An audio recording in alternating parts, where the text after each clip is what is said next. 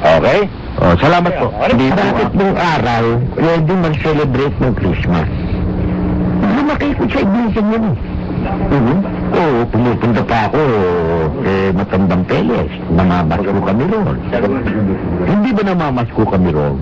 Ano ang iglesia sinasabi niyo? Aba, yung iglesia ni Cristo. Na pinamamahalaan ng mga Manalo. Oo. Bagaman yun inilong ko at yung matandang yun akin naman ginagalag yun sa kanyang tatandaan. Pero ako'y nagtataka lang kung bakit ang mga panahon yun hindi bawal. Kaparis din nung araw bawal ang alahas. Pero nung magustuhan niya yung alahas, hindi na bawal. Ano yung sabihin, hindi bawal ng alin? Nung panahon yung kanya? Dahil nung ako'y nandoon, maliit pa ako nagpupunta kami pagka-araw ng Pasko, pumupunta kami sa kanya. Binibigyan kami ng aginaldo. Teka. Oh, doon kami... Ang limaong Felix Manalo ay naniniwala. Oo, ganun na nga lalabas noon. Kung hindi naniniwala, ba't kami tatawagin doon? Bibigyan ka rin. Oo, ba't bibigyan pa ako ng aginaldo? Nakita ninyo, O ngayon, nung mga huling araw, nakapagtataka, bawal na ngayon. Wala nang Pasko-Pasko. Bakit? Pinalitan ng tao na Papaano kung Pasko, imbis na maihandog sa kanilang pasalamat, nauubos sa pagbili ng regalo. Yan, naisip nila yan. At na humingi na itong ating pasalamat. Bakit dahil sa Pasko, pagbawal natin yung Pasko. Ayan, nakita niyo na? Yan ang hindi nalalaman ng maraming mga kapatid. Nakikita ba ninyo? Buksan naman sana natin ang ating tanglasa at ang ating pandinig. Matagal na yung matamis sa bibig natin, hindi pa natin nalalasahan. Na ano? Yung araw, hindi bawal. Ngayon, huminaabuloy, bawal na.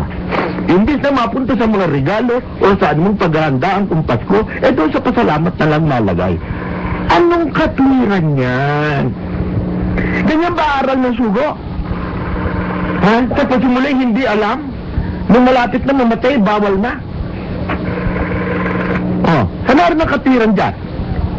Hindi, ang tanong yung sarili niyo kaon eh. Kaya nga ako wala na rin ngayon Dahil nga doon sa mga ganong sistema bawal ang alahas. Nung magustuhan ng alahas, hindi na bawal. Noong araw, celebration ng Pasko. Oo, lahat kami. Maligayang Pasko, kapatid ng Manalo. Maligayang Pasko naman, iyo. Opo! Lumaki ko sabi dyan Nabibigayan Oo, nagbibigayan din. Binibigyan kayo? Oba, oo. Tatanggap niyo naman? Oba, siyempre.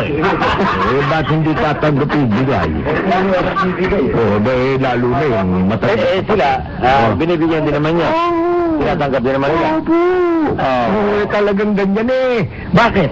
Hindi siya celebral din naman Yung sinasabi yung Panginoon sa Kristo, plag-ele-ele, ano yun? Alin? Kayo ba yun?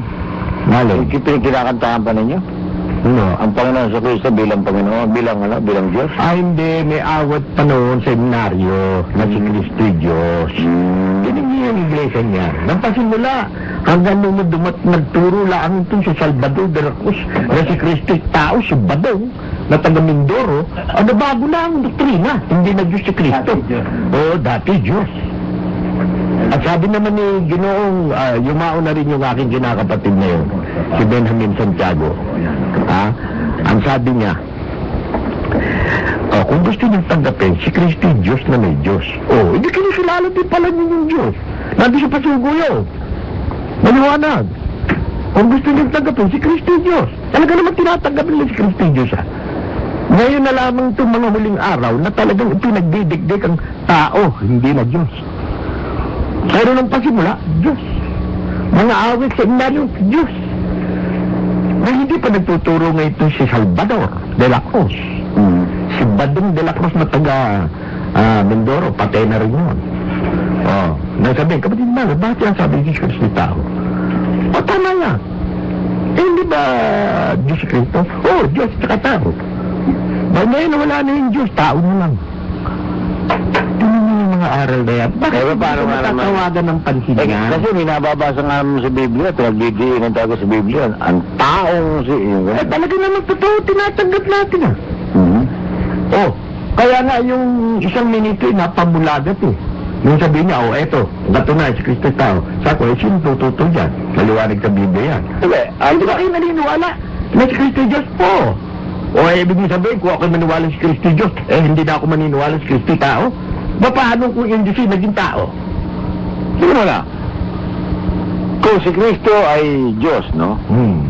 Ang Diyos ba ay may kapangyarihan maging tao? Wag na. Wag mo tawagin makapangyarihan. Okay. Ang tao ba naman ay may kapangyarihan maging Diyos? Ano nga? Paano nangyari yun? Yun ang hindi Hindi si Kristo bilang tao, hindi siya po pwede maging Diyos. Hindi. Diyos muna eh.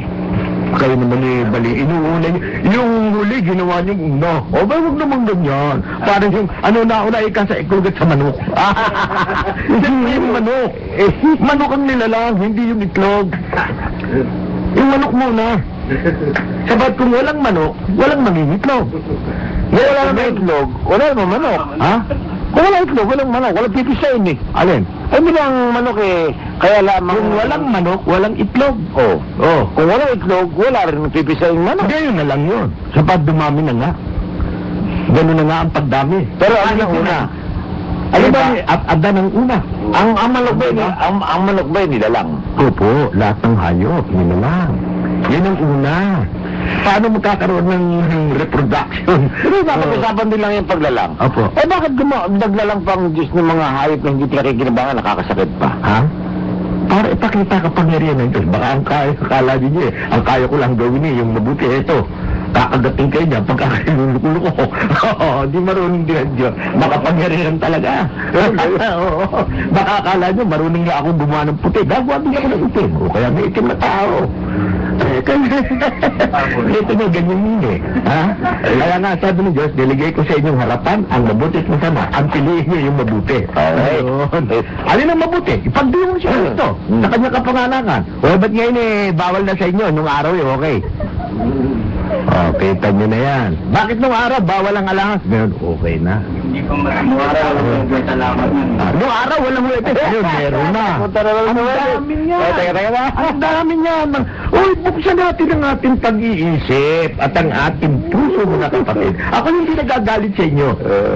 Ito'y pag-ibig ko sa inyo. In the spirit of Christmas. In the spirit of Christmas, hindi ang pagkatao ninyo ang ating pinipintasan. Walang personal lang. Walang personal dyan. Alam na, hindi. Naintindihan naman. Hindi mo naintindihan niya. Kasi naman sila, nagpapaliwanag sila ng paliwanag nila dapat sa doktrina ng Katoliko.